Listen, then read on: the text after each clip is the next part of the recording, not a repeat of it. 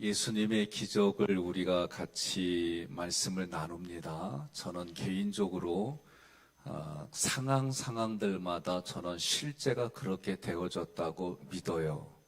두 번째는 이 표적이라고 하는 것은 이정표라는 뜻입니다. 그러면 예수님은 이 표적을 통해서 말씀하시려고 하는 의도가 있어요. 그러면 그 말씀하는 의도가 무엇일까? 어근을 통해서 그리고 문맥적인 상황의 연결을 통해서 이 말씀을 저는 해석하는 겁니다. 34절 함께 봉독합니다. 예수께서 이르시되 딸아 내 믿음이 너를 구원하였으니 평안히 가라 내 벽에서 놓여 건강할지어다. 아멘. 저는 때로는 성경에 이런 구절이 있으면 예수께서 이르시되 딸아, 이 딸아 이름 대신에 성현아 내 믿음이 너를 구원하였으니 평안히 가라 내 병에서 놓여 건강할지어다. 저는 때로는 이렇게 읽어요. 그러면 이 말씀이 살아 역사해서 내게도 그때 그 상황 하나님의 의도대로 내게 그렇게 주신 줄로 믿습니다. 저는 때로는 그렇게 제 자신에게 이렇게 접근하기도 하고 그래요. 34절에 예수님께서 이렇게 말씀하신 이유가 뭘까? 오늘 먼저 이런 질문을 하고 여러분들에게 34절에 이런 말씀이 여러분들의 삶에도 이렇게 이루어지기를 권면하며 축복합니다. 오늘 본문의 말씀을 보면 큰 무리들이 예수님을 따라갑니다. 그런데 이 무리라고 하는 것을 볼 때는 그냥 소리 지르고 따라다니는 존재들이에요. 다시 말하면 예수님이 오셨다고 하니까 예수님을 구경하러 그 뒤를 따라가는 사람들이에요. 그 무리들 중에 12년 동안 혈루증을 앓는 여인이 있었습니다. 분명히 이 여인은 문맥으로 보게 되면 그 많은 무리들과는 전혀 다른 내면의 생각이 있어요. 이 여인은 자기를 찾아오신 예수님의 말씀을 소문으로 들었어요. 마치 기생라합이 그 주막에 있을 때 많은 사람들의 이야기를 들었지만 하나님의 역사를 들으니까 그 역사를 통해서 기생라합에게는 믿음이 생겼어요. 지금의 상황도 마찬가지예요. 같은 말을 듣는데 그 말씀을 통해 내 안에서 그 말씀에 역동하는 것은 사람마다 다 다른 거예요. 그러니 이 여인도 12년 동안 혈류증을 앓는데 그 고통은 이루 말할 수가 없는 거예요. 이 당시에 혈류증은 율법에 보면 부정한 여인입니다. 부정한 여인은 사람과의 관계가 다 끊어진 거예요. 실제로는. 그러니 이 사람이 그 상황 속에서 헤어나려고 얼마나 몸부림쳤을까. 이건 제가 봐도 그 사람의 내면은 이루 말할 수가 없는 거예요. 여러분, 제가 최근에 아픈 분들 신방하면서 자기가 배우자가 됐건 또는 자녀들이 됐건 몸이 힘이 있을 때 그래도 이 아픈 분을 케어할 수 있고 나름대로 자기가 어떤 육신을 가지고 움직일 수 있는 분들은 끝까지 하는데 도저히 안 될 때는 요양원에 모십니다. 요양원에 모시면 대부분들이 어떤 마음을 가지고 있냐면 죄책감을 가지고 있어요. 저는 그러지 말라는 거예요. 내 몸이 할 수가 없기 때문에 오는데도 불구하고 많은 분들이 이 죄책감을 가지고 어떤 분은 제 앞에서 도저히 견딜 수가 없어 울어요. 근데 그게 다 내면에는 죄책감을 가지고 있어요. 우리 현실에서도 이러할진데 이 여인은 자기 병을 고치려고 애를 썼어요. 많은 의사들이라고 돼 있어요. 많은 의사들이 그녀의 병을 고치려고 애썼어요. 그런데 이 여인의 입장에서는 애쓰면 애쓸수록 병으로 인해서 그 마음의 육체의 고통이 배가 되고 배가 된 거예요. 그런 와중에 예수님의 소문을 자꾸 듣습니다. 그 여인이 이 소문을 듣고 그 안에 마음에 믿음이 생겼습니다. 믿음이 생기니 예수님을 만나보고 싶은 그 마음이 소망으로 바뀐 거예요. 그녀의 마음 안에 예수님을 만나고자 하는 사모함이 가득 차게 됐습니다. 이것이 하나님께서 혈류증을 앓는 여인에게 주신 은혜입니다. 왜 그렇습니까? 믿음은 내가 그런 게 아니에요. 하나님이 주시는 은사예요. 선물이에요. 이걸 꼭 기억해야 됩니다. 삼위일체 하나님이 알아지는 거는 내 의지가 아니에요. 그 마음 안에 오늘 최 권사님이 기도해 주신 것처럼 삼위일체 하나님의 지혜와 계시의 영이 성령님이세요. 우리 눈에는 보이지 않아요. 영은 절대로 눈에 보이지 않아요. 그런데 지혜와 계시의 영이신 성령님이 우리에게 믿음을 통해서 내 생각과 감정에 영향을 주고 만져주시는 거예요. 그러니 같은 소문을 들었어도 그 마음에 무엇이 생겼냐면 믿음이 생겼다는 얘기는 하나님이 주시는 은혜예요. 그러니 여러분 그 믿음이 여기서 작동해가지고 예수에게 대한 소망이 생기고 그 소망은 뭐예요? 성경대로 말씀하면은 지금 하나님이 나에게 베풀어 주신 이 은혜가 내가 죽어서 하나님 만나는 그 기간까지 계속 이루어지기를 기대하는 게 소망입니다.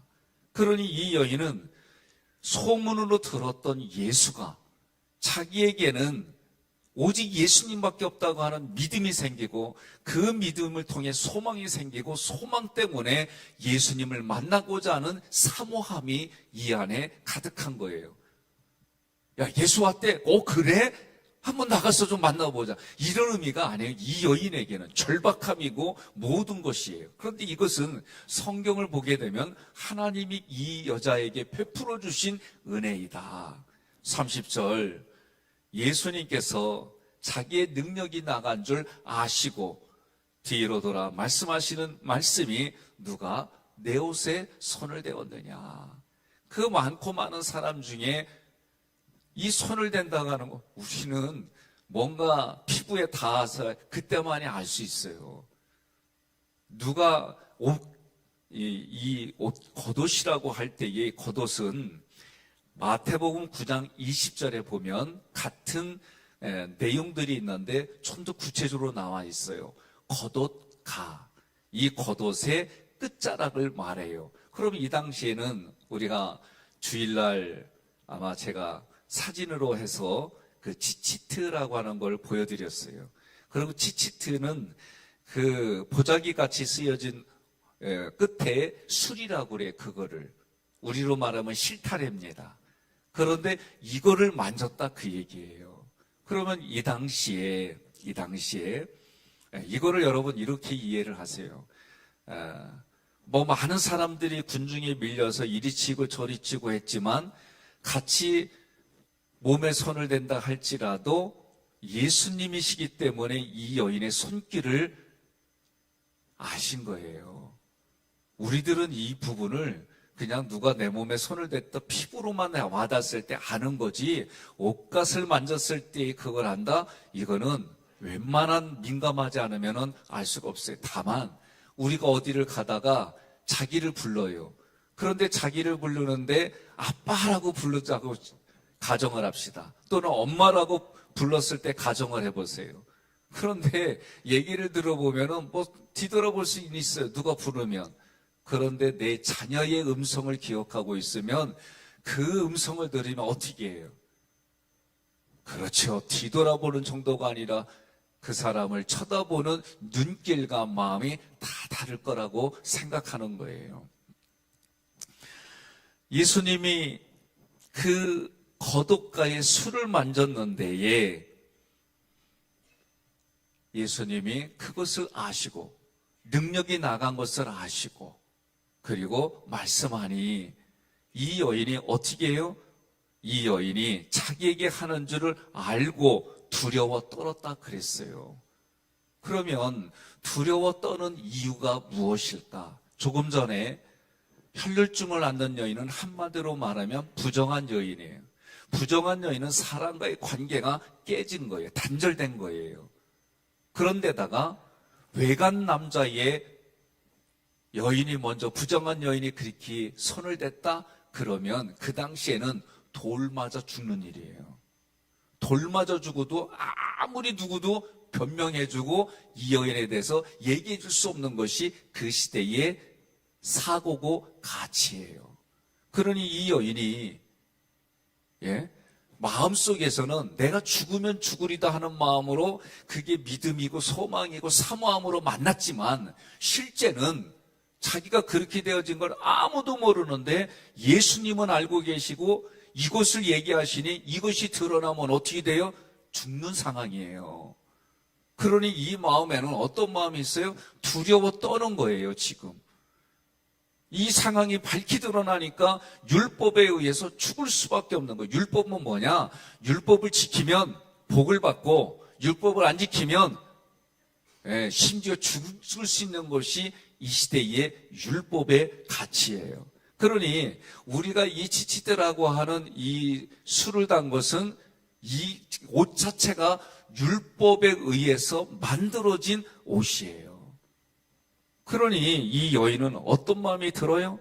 이제 예수님이 자기를 알았으니 죽는구나 그런 생각을 했을 거예요. 그러니 이 술을 만진다라고 하는 것은 어떤 의미가 있느냐? 율법을 지키면 복을 받고 율법을 지키지 않으면 죽는다는 경고의 사인이 여기에 있는 거예요. 그러니 이 여인은 두려워 떠는 이유가 이런 이유예요. 그런데 이 당시에 이런 성인의 남자의 손을 대는 거는 자녀들이, 딸이, 아들이 손을 대는 건 아무렇지도 않아. 외간 남자의 손을 대는 건 문제가 되지만 자기의 딸과 자기의 자녀가 손을 대는 거는 그거는 괜찮은 거예요. 이런 의미가 여기에 있는 거예요. 고린도후서 3장 6절에 보면 율법 조문은 죽이는 것이요 영은 살리는 것이라. 함께 봉독합니다. 그가 또한 우리를 일꾼 되기에 만족하게 하셨으니 율법 조문으로 하지 아니하고 오직 영으로 함이니 율법 조문은 죽이는 것이요 영은 살리는 것이니라. 아멘. 율법의 조문들은 여러분 사람이 다 100% 지키기가 어려워요. 그러니 율법은 어떤 기능이냐면 율법은 나의 거울이에요. 내 영혼의 거울이에요. 그래서 율법을 통해서 내가 그 말씀 하나를 보게 되면 내가 어떻다 지킨다, 지키지 못한다가 자기 자신이 드러나는 거예요. 율법의 두 번째 기능은 내가 이것을 지키지 못함으로 죽을 수밖에 없는 존재이라는 걸 알기 때문에 그렇다면 네가 여기서 살려면은 예수가 필요하다라고 가르쳐주는 게 율법입니다. 이렇게 가르쳐주는 거를 개역개정에서는 초등교사다라고 얘기를 한 거예요. 갈라디아서 3장 24절 함께 봉독합니다. 이같이 율법이 우리를 그리스도께로 인도하는 초등교사가 되어 우리로 하여금 믿음으로 말미암아 의롭다 함을 얻게 하려 함이라. 아멘. 그러니 율법은 나에게는 이걸 지킨다 못 지킨다 결국 나는 사망진단서를 받았다. 이것 때문에 내가 죽게 되었는데 이 율법은 뭐예요? 예수님에 의해서 완성하는 거예요. 그래서 율법은 십자가에서 예수님이 죽으심으로 완성된 거예요. 그러니 이거를 모르는 분들은 율법을 통해서 내가 죽는 것만 보는데 그런데 이 율법을 결국은 내가 죄인이라는 걸 가르쳐 주니까 율법을 통해 예수님께로 인도하는 거예요. 오늘 상황은 정확하게 그걸 보여주는 거예요. 지금 거독가를 만졌어요. 이게 율법이에요. 그래서 이걸 통해서 부정한 여인이 현장은 지금 죽을 수밖에 없는데 예수님이 이 여인에게 말씀하시는 거예요. 딸아. 딸이라고 하는 이 말에 이 여인은 얼마나 감동이 될까. 예? 지금 자기는 율법을 통해 죽을 수밖에 없고 율법을 어긴 자가 됐는데 갑자기 그 대상이 예수님이 뭐라고 부르느냐? 딸아. 딸이라고 불러주는 거예요. 얼마나 감동이 될까. 얼마나 감격이 될까? 그 상황 속에서 자기는 죽을 수밖에 없는 상황 속에서 딸이라고 하는 이 말 자체가 이 여인에게는 그 어느 것과도 비교할 수 없는 구원을 받은 거예요. 동의하십니까? 오늘 하나님이 여러분과 저를 그렇게 불러주시는 거예요. 아들아, 딸아, 이런 마음에 기쁘니까 34절에 딸 대신에 자기 이름 넣고 한번 힘차게 불러봅시다. 시작. 예수께서 이르시되 성현아, 내 믿음이 너를 구원하였으니 평안히 가라. 내 병에서 놓여 건강할지어다. 아멘. 이 말씀이 지금을 살아가는 우리들에게는 예수님께서 우리의 요구를 십자가에서 다 이루어주신 거예요. 동의하십니까? 우리는 이게 여러분 조금 헷갈려 하는 게 뭐냐면, 사람은요, 뭔가 내가 기여하는 지분을 가지고 살아요. 사람과의 관계 속에서도 우리가 교제를 하고 사귐을 하려면은 뭔가 주거니 받거니 해야 이 마음속에 안심하는 거예요. 그런데 아무 공로도 없는데 예수님께서 먼저 우리를 위해 모든 걸 다 해결했다? 그런데 내 삶에는 변화되는 거 없고 내 삶에는 그대로다? 여기서들 많이 고민하는 거예요. 그래서 하나님이 우리에게 믿음을 주시면 이 말씀이 무엇인지 깨달아지고 이것 때문에 이 마음의 생각과 감정이 바뀌는 거예요. 율법의 요구를 십자가에서 예수님이 다 이루셨어요. 그러니 율법의 요구는 율법을 어긴 자에게는 형벌을 내리고 율법을 지킨 자에게는 복을 주시는데, 이 율법을 어긴 인간에게 형벌이 주어져요. 여러분과 제가 분명히 율법의 조항들을 못 지켜요. 그런데 우리는 그러면 사망진대서 받은 사람들이요, 그 형벌을 예수님이 대신 다 짊어지신 거예요. 오늘 말씀은 이런 말씀들이 이 표적을 통해 우리에게 가르쳐 주는 겁니다. 율법을 지킨 예수님께, 율법을 지켰다는 게 뭐예요? 율법을 못 지킨 사람들의 형벌을 대신 지는 게 율법의 요구를 이루신 거예요. 그러니 율법의 요구를 이루신 예수님께 하나님의 능력으로, 지금 에베소서에 뭐라고 그래요? 하나님의 크신 능력으로 그 예수님을 죽은 자 가운데서 일으키셨다는 거예요.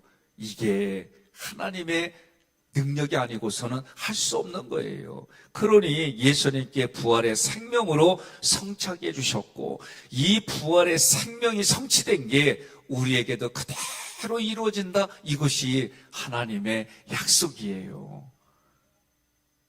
여러분 동의하십니까? 예수님이 율법의 요구로 죽음에 처한 혈루증을 앓는 여인에게 따라 라고 말씀하시니 그 여인은 이 한마디에 이 마음이 어땠을까요? 그러니 뭐라고 그래? 34절에 내 믿음이 너를 구원했느니라. 그러니까 이 여인은 죽으면 죽으리라, 이 마음을 다른 말로 표현해 보면은 예수님의 어떠한 예수님이 하신 일들, 병을 고치고 귀신을 쫓아내고 바람과 바다를 잔잔하게 하고 여러 얘기를 들으면서 이 마음 안에는 뭐가 있어요? 이 말씀이, 예수님이 하신 그 언행이 말씀이 되어 내게 들리니까 이 안에 믿음이 생겼는데, 믿음은 하나님이 주시는 거예요.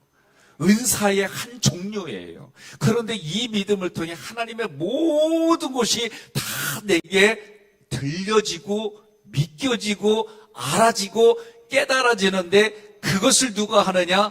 지혜와 계시의 영이신 성령님이. 그러면 지혜의 영이라고 할 때 지혜는 뭐냐? 하나님이 알아지는 거예요.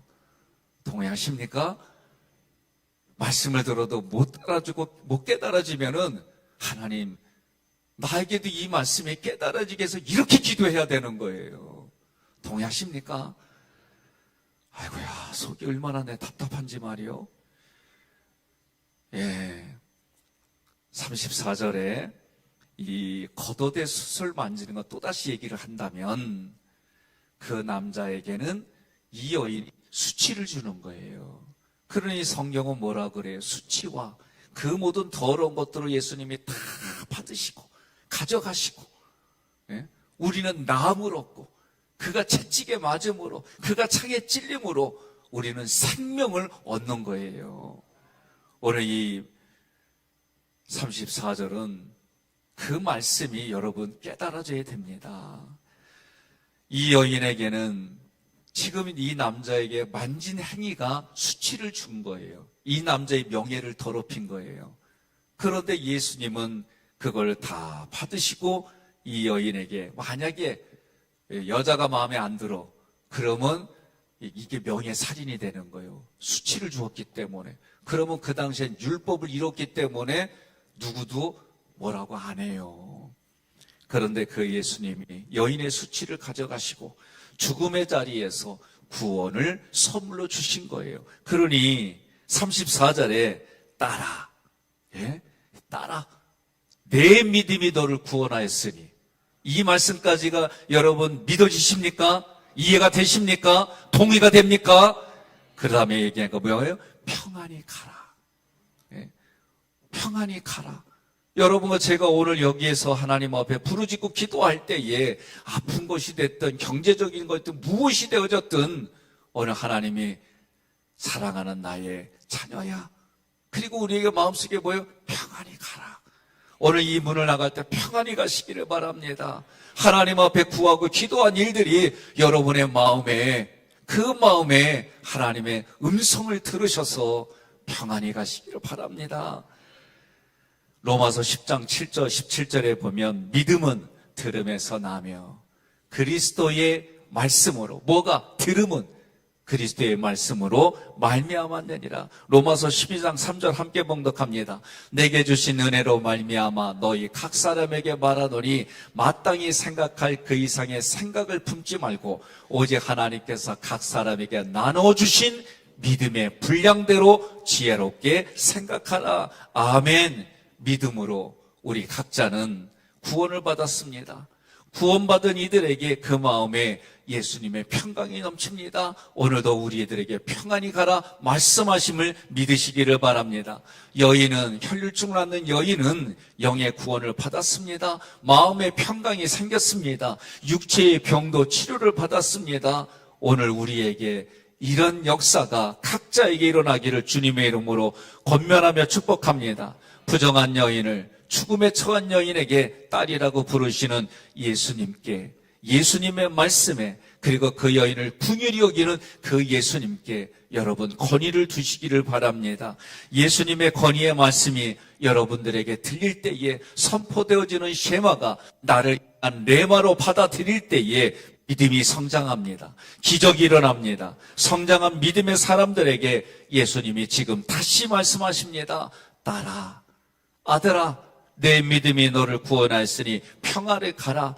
내 병에서 놓여 건강할지어다. 이러한 말씀이 오늘날 여러분과 저에게도 일어나고 우리가 중보기도하는 현장에도 이 말씀이 이루어달라고 간절히 소망하며 기도하시기를 바랍니다.